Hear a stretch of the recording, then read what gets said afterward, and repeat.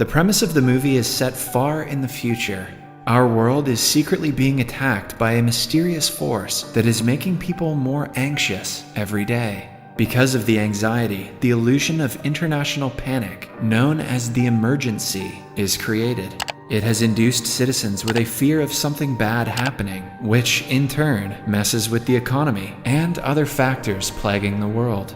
Rainy is an orphan who loves to read and enjoys his own company. He wants to make friends, but the children in the orphanage make fun of him for being intelligent. He often feels out of place, mostly because the others aren't half as smart as him. His only mentor is his Tamil language teacher, Miss Perumal. One day, she shows him an advertisement about a test, in which the winners are awarded a scholarship to attend a prestigious school called the Boatwright Academy. Rainy has always wanted to go to Boatwright, but he doubts his own abilities. Miss Perumal assures him that he will be the most deserving one out of all the attendees of the test. The next morning, she comes to pick him up. Then they drive to the examination hall and separate after a hug. Many children alongside him have come to take the test. Their examiner is number 2, a quirky but strict woman who briefs them on what they can and cannot do. Rainy looks at the first question, which asks him if he has a chance to save only one between an elephant and a llama falling from a height. Who would he save? Rainy answers that he would save the elephant in hopes that it could break the llama's fall and both of them would survive. After answering several such questions with answers related to compassion, he reaches the last one that asks him if he is brave. Rainy takes time to think about it and answers that he would like to think so. Number 2 asks them to drop their pencils. She grades the papers as the students wait patiently. After finishing, she informs them that the students who pass this test will be admitted to the second phase of the exam. They should report to a building in the next block at exactly 1 p.m. She also emphasizes that they are only allowed to bring a single pencil and eraser to the test. When Rainy asks her if they will be provided with sharpeners in case the lead breaks, she answers that they will have everything necessary for the test.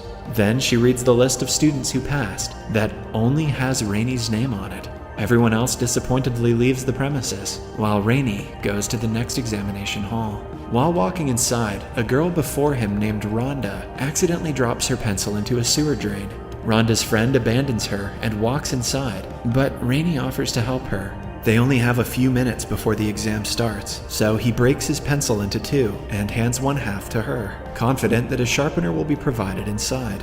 She expresses gratitude and offers to show him the answers during the test, but Rainy declines the offer. In the examination hall, number 2 explains to them that anyone who speaks during the test will be dismissed. She also adds that the test will be long and difficult. A girl groans at the comment and is disqualified for making noise. Rainy raises his hand and gestures that he needs to sharpen his pencil. Number 2 understands and allows him to do so. The test finally starts, and only a few seconds in, a boy runs away shouting that he cannot do this. Rainy focuses on the questions which are too difficult for him to understand. Most of them are advanced level questions about world history and geography.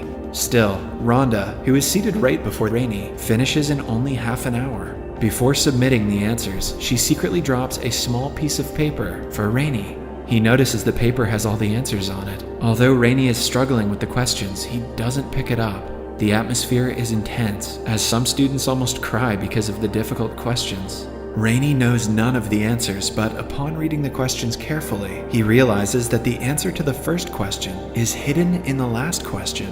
In the same way, all of the answers are in the questions themselves. After finding that out, he easily writes them down and does great on the test. A while later, the result is announced, and again, only Rainy passes. It is surprising to him because Rhonda has cheated. She wishes him luck and leaves him to wait for further instruction. Then, an A-grade student named Sticky Washington enters the room. Sticky has an eidetic memory, meaning he can remember everything he sets his eyes on. He was also the only one who passed the test in his batch, which he thinks is weird because someone else had cheated.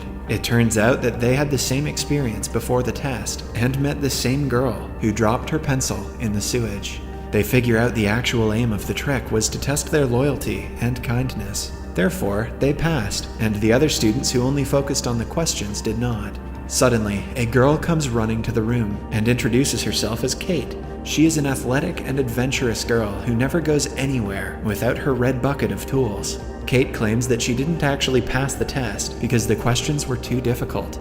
In fact, she was selected because she helped number 2 chase away all the angry parents by creating a distraction. Then, Krista and Dewey join the group. They have also passed the exam and are pretty confident that they will make it to the Boatwright Academy. Krista is a know-it-all who thinks that everyone is inferior to her. After the team has assembled, they are introduced to Milligan, the overseer of the next test. He instructs them to enter a room one after another and asks Krista to go first. She walks into the room and notices the chessboard-patterned floor. A note on the floor asks her to cross the room without stepping on the black or white squares. She bluntly says no, refusing to do the task because she thinks it is a trick question. Milligan disqualifies her and asks her to go home. Next, Dewey enters the room and uses his athletic abilities to jump to the yellow squares. He sticks to the wall and leaps to the other end of the room easily. After he passes, Kate enters with her red bucket of tools. She uses a rope from her bucket and ties it tightly to make a pathway. Kate used to work in a circus for a long time and can easily walk on ropes. She uses her skills to reach the other end and complete the task. When it is Sticky's turn, he reads the question carefully and figures out that it specifically asks them to not step with their feet. So he instead gets on all 4 and crosses the room. Lastly, Rainey thinks for a long time and simply walks to the other end of the room. When asked how he passed the test, he claims that the boxes had longer lengths, which means that they weren't squares. Since the question asked them to not step on the squares, he simply walked across and passed. After that, Milligan asks them to come with him to the place where their final test will be taken. He takes them to a sewer, claiming that it is the pathway to reach their destination. The kids find it odd that the entrance examination to such a prestigious school makes the finalists walk through sewage. Rainey also notes that none of the examiners have mentioned the Boatwright Academy yet. He still trusts Milligan and follows him to reach the front lawn of a mansion. Milligan leaves them alone for a few minutes to check if everything is prepared inside. When the kids are left to themselves, Dewey starts to exercise while the other 3 talk about their families. Kate reveals that her mother died when she was a little girl and her father abandoned her in an orphanage. She doesn't blame him because that is how she found her love for circuses. Rainey also reveals that he never knew his parents, but he still misses them generally. Dewey follows up with a comment saying that his parents love him and call him their miracle. Good for you, Dewey. Following that, they are called inside the mansion that looks like a maze. Rhonda appears in front of them and reveals that she was sent to test them. For the next task, they are kept in 4 different parts of the maze and are asked to find a way to reach the 2nd floor. Once they have climbed to the 2nd floor, the first 3 to ring the bell will pass. As a hint, Rhonda mentions that they should be able to do this with their eyes closed.